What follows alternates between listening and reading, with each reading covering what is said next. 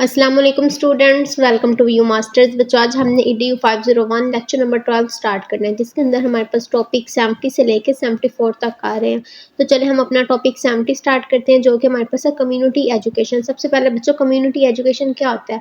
इसका मतलब है कि एजुकेशन सिर्फ स्कूल, कॉलेज या यूनिवर्सिटी तक लिमिटेड ना हो, बल्कि पूरी कम्युनिटी के लोगों को लर्निंग और डेवलपमेंट की अपॉर्चुनिटीज़ दी जाए। यानी कम्युनिटी के जो बच्चे हैं, अडल्ट हैं और बूढ़े हैं, सबको एजुकेशन और लर्निंग एक्टिविटीज़ में पार्टिसिपेट करना चाहिए और वो कर सकते हैं। तो कम्युनिटी एजुकेशन एक ऐसा प्रोसेस है जिसमें लोकल कम्युनिटी के लोग मिलकर अपनी एजुकेशनल और सोशल नीड्स को आइडेंटिफाई करते हैं और रिसोर्सेज शेयर करते हैं और लर्निंग एक्टिविटीज़ ऑर्गेनाइज करते हैं।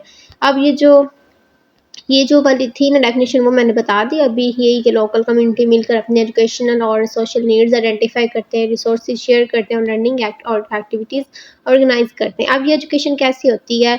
ये फॉर्मल और इनफॉर्मल दोनों मेथड यूज़ हो सकते हैं। फॉर्मल मेथड कि इसमें क्लासेस हो जाना, ट्रेनिंग प्रोग्राम्स करवाना, वर्कशॉप हो गई, और इनफॉर्मल मेथड में आ जाएगा कम्युनिटी मीटिंग्स।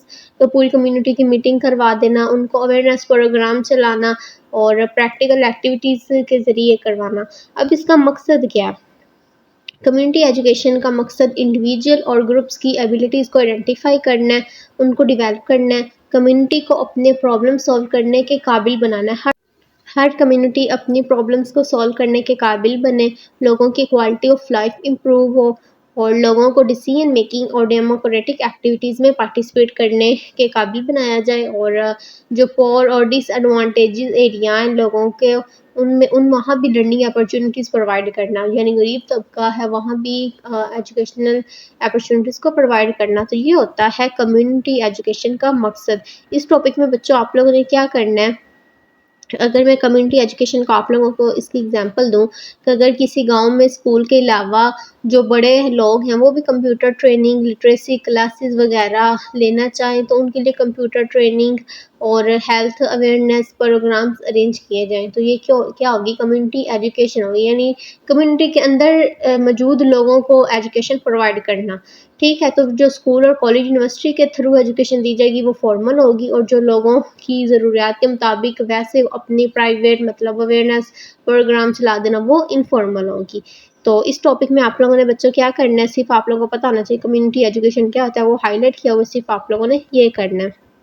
टॉपिक 71 हमारे पास आ रहा है mutual support between school and community.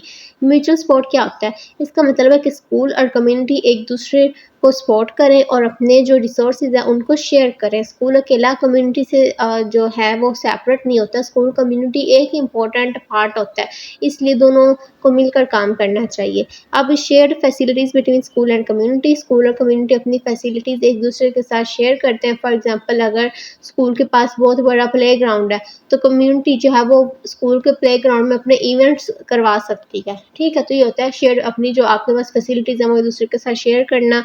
Learning based on the local areas, education में लोकल कम्युनिटी की नीड्स, कल्चर और प्रॉब्लम्स को इंक्लूड किया जाता है। फॉर एग्जांपल, अगर एरिया में एग्रीकल्चर इंपॉर्टेंट है, तो स्टूडेंट्स को आप मॉडर्न फार्मिंग मेथड्स के बारे में प्रैक्टिकल नॉलेज आप दे सकते हो।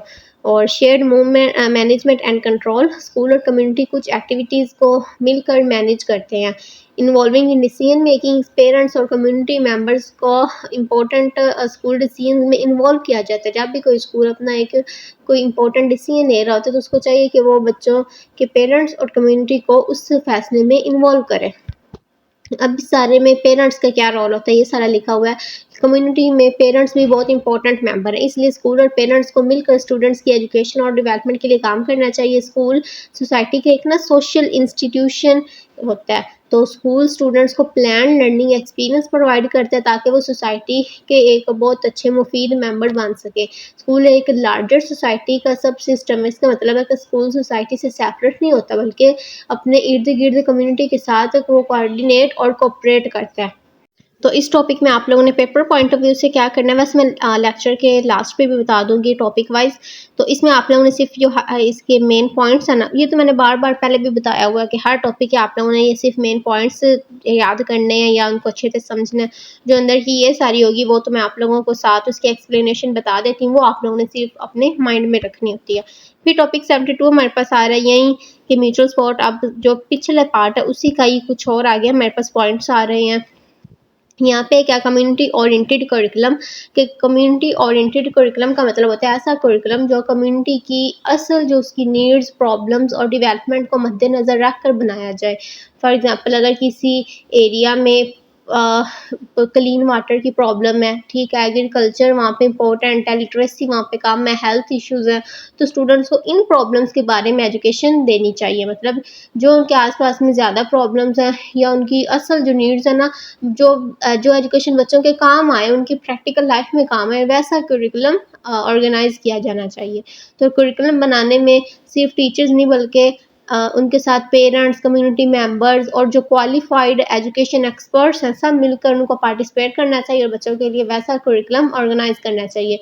लेकिन ये जो लोकल नीड्स उनकी हैं इनके साथ साथ ये भी इंश्योर करना ज़रूरी होता है कि करिकुलम नेशनल और एजुकेशनल स्टैंडर्ड्स के अकॉर्डिंग हो, ताकि स्टूडेंट्स दूसरे एरिया के स्टूडेंट्स के साथ भी अपना मुकाबला कर सकें, कम्पीट अपने आप को कर सकें। कम्युनिटी डेवलपमेंट का मतलब है कि कम्युनिटी की कंडीशन और क्वालिटी ऑफ लाइफ को इम्प्रूव करना। करिकुलम में स्टूडेंट्स को ये समझाया जा सकता है कि करिकुलम को किस चीज़ की ज़रूरत है, कम्युनिटी को किस चीज़ की ज़रूरत है और कम्युनिटी को डेवलप करने के लिए क्या स्टेप्स करने चाहिए। इन डेवलपमेंट में पेरेंट्स, टीचर और स्टूडेंट्स और कम्युनिटी मेंबर्स इन सब का एक बहुत इंपॉर्टेंट रोल होता है। शेयरिंग ऑफ पावर, इसका मतलब है कि स्कूल और कम्युनिटी इंपॉर्टेंट डिसीजंस मिलकर पार्टिसिपेट करें, यानी डिसीजन सिर्फ स्कूल एडमिनिस्ट्रेशन ना करे बल्कि पेरेंट्स और कम्युनिटी को भी उनका ओपिनियन देने का हक हो। और बस यही आप लोगों ने करना है। ये ना इन जो ये टॉपिक्स है ना, ये सारी एक्सप्लेनेशन इनके अंदर लिखी थी। जो मैंने भी आप लोगों को बताई वो मैंने अपनी तरफ से नहीं बताई, वो ये सारी एक्सप्लेनेशन दी हुई थी और मेन हेडिंग्स ये थी, तो वो मैंने आप लोगों को साथ साथ बता दी हैं।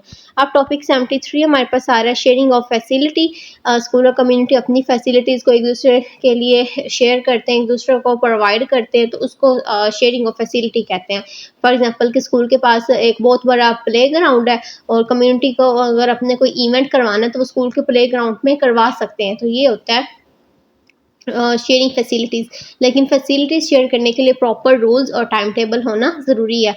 अगर ये ना हो तो क्या प्रॉब्लम्स आ सकती हैं कि अगर रूल्स ना हो तो मिसअंडरस्टैंडिंग हो सकती है। फॉर एग्जांपल कम्युनिटी मेंबर ये समझ सकते हैं कि वो जब चाहें स्कूल यूज़ कर सकते हैं, ठीक है, या स्टूडेंट्स ये समझ सकते हैं कि कम्युनिटी फैसिलिटीज़ को मतलब फ्रीली कभी भी यूज़ किया जा सकता है। इसीलिए स्पेसिफिक टाइम और कंडीशन डिसाइड होने चाहिए। ऐसे तो नहीं ना फिर लोग जब मर्जी उनका करे वो स्कूल के अंदर एंटर हो जाए, ऐसे नहीं होता, प्रॉपर रूल्स और टाइम होता है। और इसमें है कि जब कम्युनिटी स्कूल की फैसिलिटीज़ यूज़ करे तो स्कूल के स्टैंडर्ड्स को मेंटेन करना भी बहुत ज़रूरी होता है। अगर आप स्कूल का प्लेग्राउंड यूज़ कर रहे हो तो कम्युनिटी पे फ़र्ज़ है कि वो जो स्कूल है उसका फर्नीचर ना डैमेज करें, ठीक है, और चेयर्स और टेबल्स प्रॉपर्ली रख कर जाएँ, वाटर फैसिलिटीज़ को मिसयूज़ ना उनका करें। इवेंट के बाद जो भी सारा मेस वगैरह होता है उस सब को क्लोज़ करके जाएँ। अगर कोई चीज़ डैमेज हो गई है तो उसकी रिस्पॉन्सिबिलिटी भी कम्युनिटी को लेनी चाहिए। सेम रूल्स स्कूल पर भी अप्लाई होता है कि जब वो स्कूल कम्युनिटी की जब स्कूल है वो कम्युनिटी की फैसिलिटीज़ को यूज़ करे तब वो कम्युनिटी की सारी चीज़ों का ख्याल रखे। और फैसिलिटीज़ शेयरिंग के रूल्स भी कुछ होते हैं, मीटिंग में डिस्कस किए जाएँ। मतलब आप शेयर कर रहे हो तो उससे पहले मीटिंग होती है तो मीटिंग में डिस्कस करें, रिटर्न पॉलिसी बनाई जाए, नोटिस बोर्ड पर डिस्प्ले किया जाए, कम्युनिटी को बुकलेट्स के थ्रू यानी आप नोट्स वगैरह या इस तरह उसको रिटर्न फॉर्म में आप उनको दे सकते हो, ठीक है। तो फैसिलिटीज़ शेयर करो लेकिन रिस्पॉन्सिबिलिटी के साथ। और इस लेसन का last topic sharing of facility वहीं आ गया। अब इसमें है केयर बाय एवरीवन। स्कूल और कम्युनिटी के फैसिलिटीज़ की केयर करना हर मेंबर की रिस्पॉन्सिबिलिटी है। टीचर्स, स्टूडेंट्स, पेरेंट्स, एडमिनिस्ट्रेटर्स और कम्युनिटी मेंबर सबको बिल्डिंग और अंदर मौजूद सब चीज़ों को प्रोटेक्ट करना चाहिए और गाइडलाइंस क्लियर होनी चाहिए। स्कूल एडमिनिस्ट्रेशन और टीचर्स को कम्युनिटी को क्लियर बताना चाहिए कि फैसिलिटीज़ को कैसे यूज़ करना है, किस चीज़ को डैमेज नहीं करना है, एमरजेंसी में क्या करना है, बिल्डिंग को साफ़ और सुथरा रखना है और इसमें फायर सेफ्टी भी आ जाती है कि स्कूल और कम्युनिटी बिल्डिंग में फायर सेफ्टी सिस्टम भी उनको प्रोवाइड करना चाहिए, ताकि और सबको पता होना चाहिए कि अगर आग लग गई है तो फायर अलार्म कहाँ है, एमरजेंसी में कैसे सब चीज़ें कंट्रोल करनी है, और फायर के वक्त क्या प्रोसीजर्स फॉलो करने चाहिए। इस तरह से फायर सेफ्टी की पूरी हिदायत होनी चाहिए। और पाकिस्तान में अक्सर बिल्डिंग मेंटेनेंस और सेफ्टी मेजर्स को इग्नोर किया जाता है, इसलिए स्कूल और कम्युनिटी सेंटर में प्रॉपर मेंटेनेंस और सेफ्टी अरेंजमेंट बहुत इंपॉर्टेंट है। ये सिर्फ प्रॉपर्टी को प्रोटेक्ट नहीं करता, बल्कि जो अंदर मौजूद स्कूल के अंदर जो मौजूद बच्चे होते हैं उनकी सेफ्टी के लिए भी बहुत ज़रूरी होता है। इसी के साथ हमारा लेसन ख़त्म हो गया। अब हम देख लेते हैं पेपर पॉइंट ऑफ व्यू से। टॉपिक 71 से था कम्युनिटी एजुकेशन। आप लोगों ने सिर्फ इसकी हेडिंग ये जो हाईलाइट किया वो सिर्फ ये याद करना है कि कम्युनिटी एजुकेशन क्या होता है। Mutual support between school and community, के आपस में जो स्कूल और कम्युनिटी है उनका म्यूचुअल सपोर्ट में क्या क्या चीज़ें इंक्लूड है, तो ये 4 पॉइंट्स करने हैं और ये लिखे हुए। इससे आप लोगों ने कम से कम 3 से 4 तो अपने माइंड में रखने हैं। बस यहाँ से आप लोगों ने ये करना है। और शेयरिंग ऑफ फैसिलिटी क्या होता है आप लोगों को पता होना चाहिए कि जब आप अब इतना इसके बारे में बताया तो आप लोग अपने पास में तो अच्छा खासा लिख सकते हो। ये भी शेयरिंग ऑफ फैसिलिटी आ रहा है। और आगे हमारा नेक्स्ट है। बस इतना ही था। उम्मीद करती हूँ आप लोग अच्छे से समझ आई होगी। और मैंने कुछ बच्चों की ख़ास फरमाइश पे और उनके क्या वो कहते हैं सपोर्ट की वजह से मैंने लेक्चर सीरीज़ दोबारा स्टार्ट की है। तो बाकी सबसे भी दरख्वास्त है कि जो भी मेरे लेक्चर सुन रहे हैं काइंडली फीडबैक भी शेयर किया करें और मेरे चैनल को सब्सक्राइब करके जाया करें। और मेरी कोशिश है कि मैं बस 4 से 5 दिन के अंदर इसकी सीरीज़ कंप्लीट करवा दूँ। मिलते हैं नेक्स्ट वीडियो में। अपना ख्याल रखिएगा। अल्लाह हाफ़िज़।